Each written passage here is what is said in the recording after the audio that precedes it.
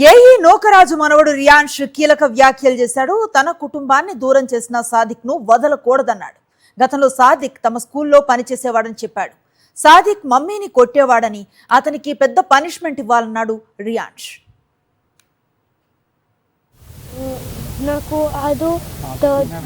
నాకు third class నుంచి పరిచయం. రైఫిల్ షూటింగ్ స్పోర్ట్ అంటే నాకు చాలా ఇష్టం. అందుకని అది స్కూల్ నుంచి తీసేస్తున్నారని అది నాకు ఫోన్ నెంబర్ ఇచ్చారు, నా అకాడమిక్ రారియో అని ఇచ్చారు. అప్పటి నుంచి కొంచెం టచ్గా అయ్యారు. అప్పటి నుంచి మమ్మీని చాలా కొట్టడం అది స్టార్ట్ చేశారు.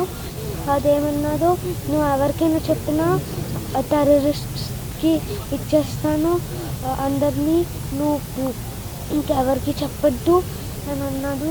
నాకు చాలా ఇప్పుడు కూడా నాకు చాలా బాధగా ఉంది. అది చాలా పెద్ద పనిష్మెంట్ కావాలి. మమ్మీ రోజు కొట్టేవాళ్ళు, మమ్మీ చాలా ఏడ్చేది. నాకు చాలా బాధగా ఉంది దాని గురించి. డాడీ ప్రోటీన్ షేక్లో కూడా ఫిజియోథెరపీ సెంటర్ దగ్గర ఏదో కెమికల్ మిక్స్ చేసేసి నా డాడీని కూడా చంపేశారు. నా హోల్ ఫ్యామిలీని రూయిన్ చేసేసారు. అది చాలా పెద్ద పనిష్మెంట్ ఉండాలి. నాకు చాలా బాధగా ఉంది. కాకినాడ జిల్లా పిఠాపురానికి చెందిన Panchayati Raj AE Nookaraju family suicide కేసులో ప్రధాన నిందితుడు సాదిక్ ఖాన్ ను అరెస్టు చేసి మీడియా ముందు ప్రవేశపెట్టారు పోలీసులు. నిందితుడు సాదిక్ పోలీసులకు చిక్కకుండా 5 రాష్ట్రాల్లో తిరిగినట్లుగా ఎస్పీ బిందు మాధవ్ వెల్లడించారు. 5 రాష్ట్రాల్లో 10 ప్రత్యేక బృందాలు గాలించి సాదిక్ ను మీరట్లో అరెస్టు చేసినట్లుగా తెలిపారు.